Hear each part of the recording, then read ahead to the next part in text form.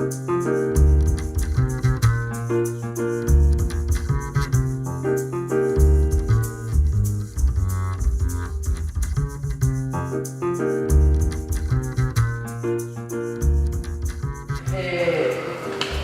Imanol? Ba, Imanol, batetik badago arrazoi afektibo bat. Hamabost urte euskanean, nintzatako eta jarraitzen izaten nahiko musika entzule heterogeneoa. Eta berdin entzun dezakeen, Kortatu edo Nirvana edo Imanol. Eta Imanolek eraman ninduen hainbat poeta ezagutzera. Jakin gabe poeta ziren ninduen.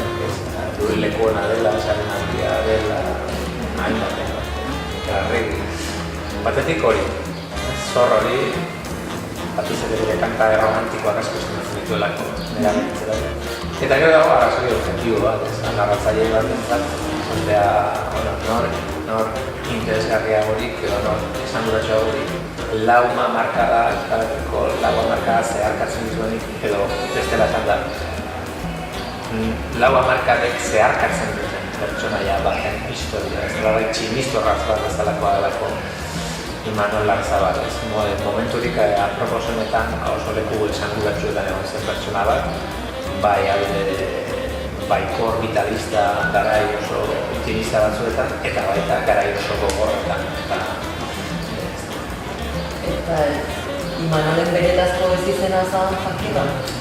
Bai, nik ere zenien hori, izangarria izan da, baina bera ezagutu duten hainbatekin izegin horren jakiluen Fakirra izan zioetela.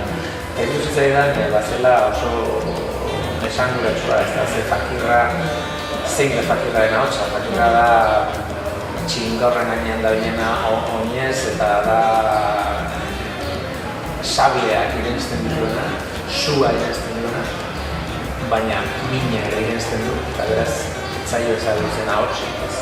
Orduan, iruditu zitzaidan askotan gertatzen bezala, lehen bizi modu oso inocente batean jarritako ez izen bat, gero bihurtu daitekeela metafora tragiko bat barneritzen duena bere destinoa, labariz potolo esan.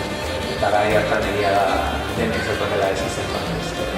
Eta ez izena, beti izan dutela ipuin mikroen.